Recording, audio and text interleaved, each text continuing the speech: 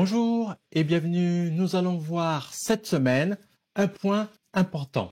Comment créer un livret 2 efficace? C'est exactement ce que nous allons voir cette semaine à travers 4 sujets. Le premier, l'importance de la rédaction dans la réussite de la VAE. Les règles d'or pour rédiger un dossier de VAE percutant. Comment gérer les pièges courants et répondre aux attentes du jury. Et nous verrons enfin comment conclure et surtout comment je peux vous aider personnellement à réussir votre examen. Donc, commençons par l'importance de la rédaction dans la réussite VAE.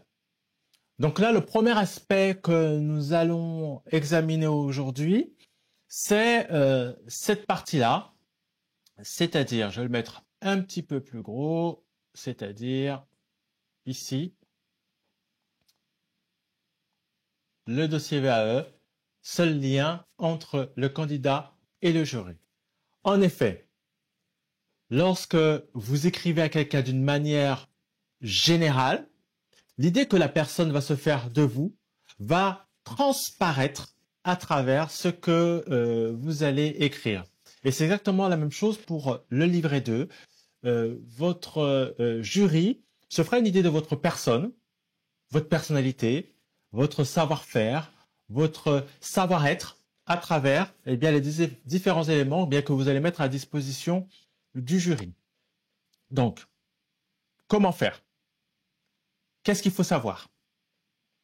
Donc, ce qu'il faut savoir, c'est que chaque mot que vous allez employer, chaque phrase, tout cela va donner au jury une image de vous. Il se dira dès la première lecture, est-ce que vous êtes une personne professionnelle ou non? En fait, il faut garder à l'esprit que dès le départ, grâce à votre dossier, vous allez pouvoir influencer le jury, c'est-à-dire lui donner une idée. C'est un peu comme, je ne sais pas si vous avez eu l'occasion de regarder des CV, et quand vous regardez un CV qui est bien fait, bien structuré, qui donne envie de lire, ça vous donne dès le départ une bonne idée, une bonne impression de la personne qui a écrit, qui a rédigé ce CV. À l'inverse, si dans l'autre CV vous avez des fautes d'orthographe, il n'est pas beau à regarder, la photo elle n'est pas claire, ça vous donne une mauvaise impression. Et c'est surtout ce que l'on ne veut pas donner comme impression, je me répète, au jury. C'est pourquoi il faut vraiment faire attention à cet aspect-là et à la manière dont on va rédiger son dossier. Donc, de la même manière, comme je viens de le dire, si un dossier est bien écrit, il donne une bonne image de vous.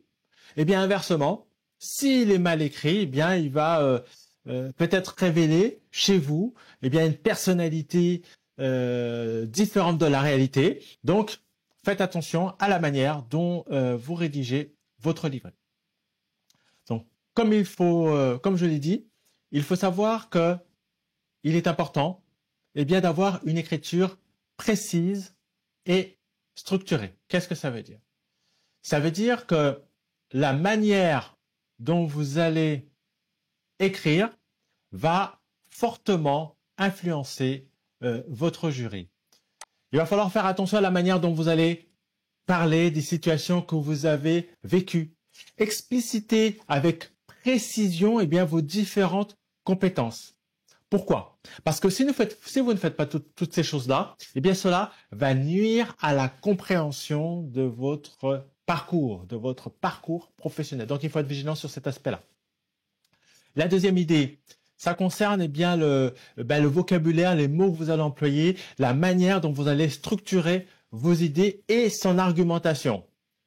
Plus ces 4 aspects seront précis, plus cela va donner du sens à votre expérience. C'est-à-dire que par votre écriture, vous pouvez d'ores et déjà convaincre le jury que vous avez en face de vous. Donc, il faudra employer le bon mot. Il faudra que vos phrases soient construites avec sens, Sinon, ça donnera au jury l'impression que votre écriture est décousue et renverra comme image auprès du jury de quelqu'un qui n'est pas, soit qui n'est pas clair, soit qui n'est pas professionnel, ou soit quelqu'un qui a des problèmes de rédaction et ça donne pas une bonne image de vous.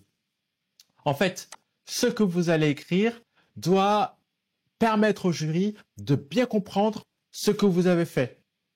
Cela doit permettre au jury d'avoir une idée claire et précise de qui vous êtes, de ce que vous avez vécu, de comment vous avez surmonté ces difficultés-là. Donc, il faut éviter tout ce qui est ambiguïté et tout ce qui est généralisation. Ça, je le vois souvent dans les dossiers, l'aspect généralisation. Vos expériences, elles sont personnelles. Vous avez rencontré des situations qui vous sont propres. Vous les avez surmontées d'une manière qui vous sont propres. Vous avez ressenti des choses qui vous sont propres. Bien, vous voyez, ces trois points que je viens de vous donner, ils doivent transparaître dans votre dossier. Et cela va faire que votre dossier sera personnel.